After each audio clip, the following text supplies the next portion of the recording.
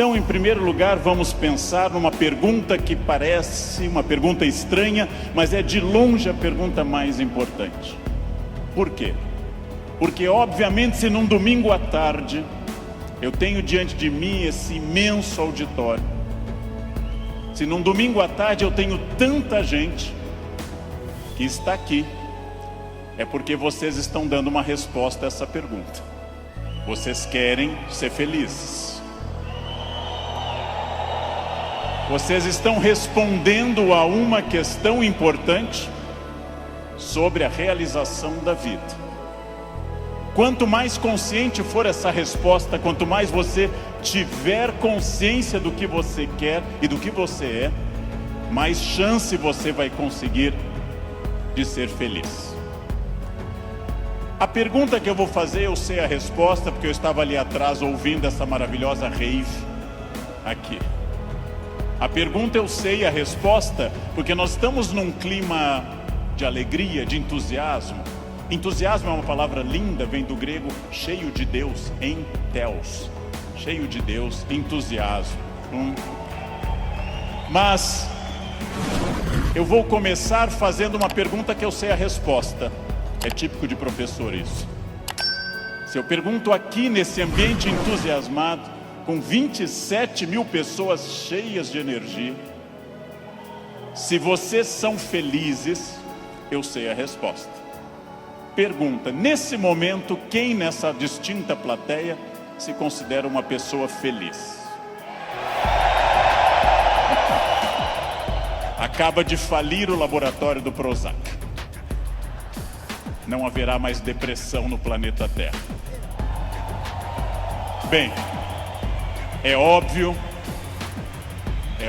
que a felicidade de vocês é notável. Se eu fosse cego e surdo, eu sentiria a vibração do auditório.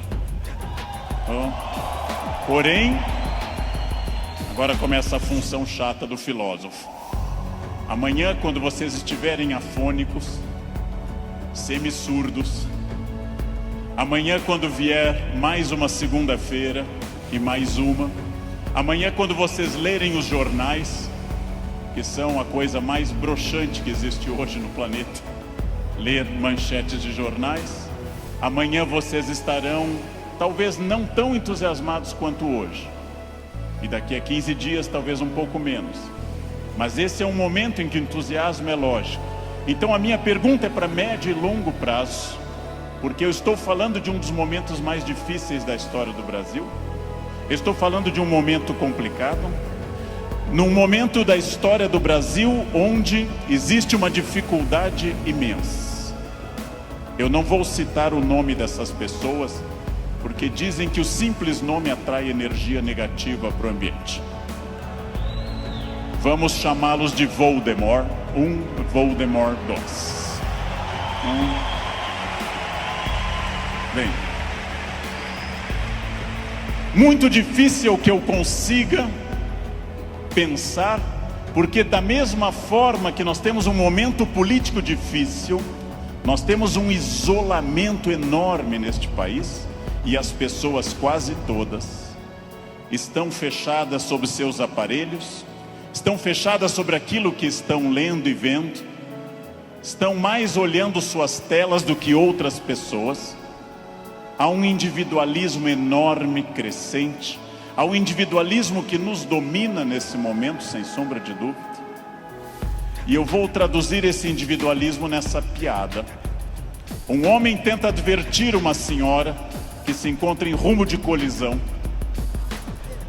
e grita o núcleo duro da mensagem, vaca, porque ele não tem tempo para elaborar uma frase, ele não tem tempo para dizer, cuidado, ó senhora, haverá um choque.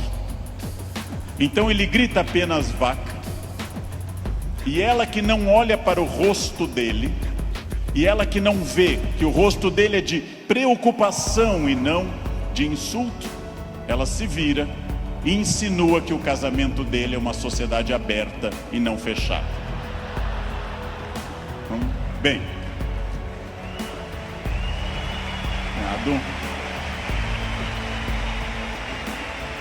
primeiro problema, E primeiro conselho que eu dou a vocês, para que vocês reflitam, aceitem ou rejeitem como desejarem. Primeiro conselho importante: olhem para o rosto das pessoas. Olhem para o rosto dos clientes. Olhem para o rosto de quem está comprando, porque o rosto humano é um livro poderoso que traduz tudo. O rosto humano lhe diz: eu estou adorando, eu estou detestando, eu estou entediado, eu estou entusiasmado.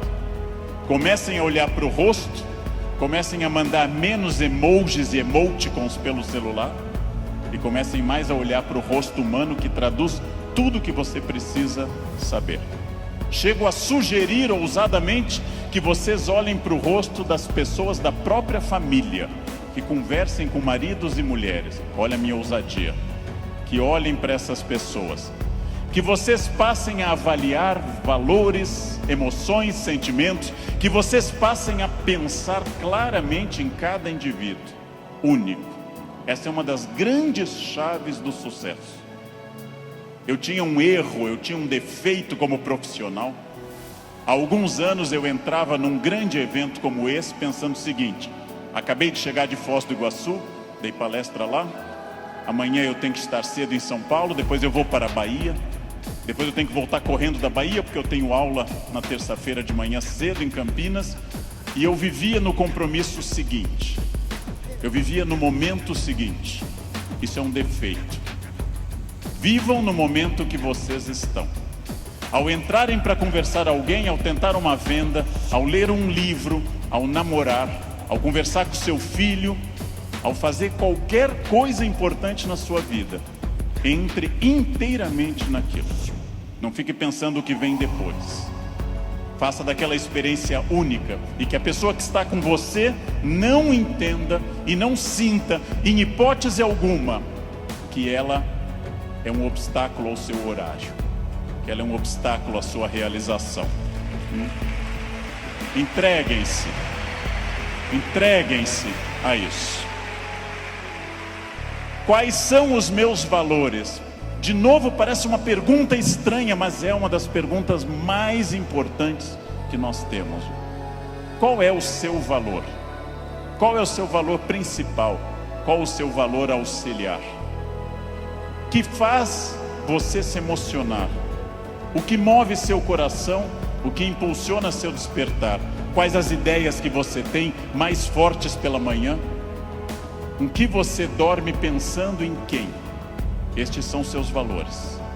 Decidiu que seus valores são família, dinheiro, um equilíbrio entre os dois? Decidiu que seus valores são viagens, família, dinheiro, um equilíbrio entre os três? Perfeito. Definido o valor, procure este valor obsessivamente, sem cessar em nenhum momento. Há mais de 40 anos, quando eu estava estudando línguas inclusive, eu ouvi várias pessoas dizendo sempre que era muito esforço. Quando eu fiz a faculdade, evitei excesso de festas, não pegava ninguém, evitei coisas, foquei no que eu queria. Eu estou aqui para estudar, eu estou aqui para estudar muito. Depois continuei estudando e fiz mestrado e doutorado, fui morar fora, aprendi línguas e sempre mirando no meu valor. Meu valor é ser um profissional de excelência, e não apenas excelência média, de grande excelência. Então,